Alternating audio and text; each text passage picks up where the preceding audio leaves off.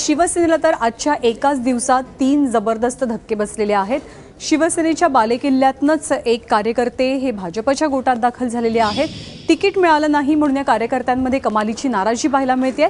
3 मोठे धक्के दिवसभरात सेनेला बसलेत।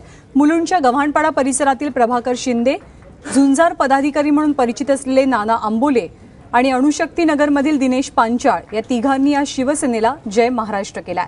नेत्यांनी आपल्या मर्जीतल्या लोकांना तिकीट देण्यासाठी आपल्यावर अन्याय केल्याचा आरोप करत या तिघांनीही कमळ हाती घेतलाय।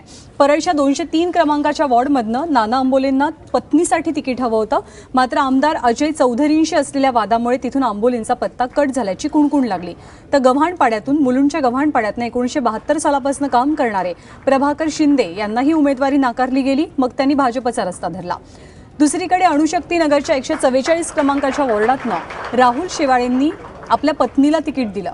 गेली अनेक वर्ष काम करूनही नेते आपल्याच घरात तिकीट देत असल्याचा आरोप करत पांचाळ यांनी सेनेला रामराम ठोकला।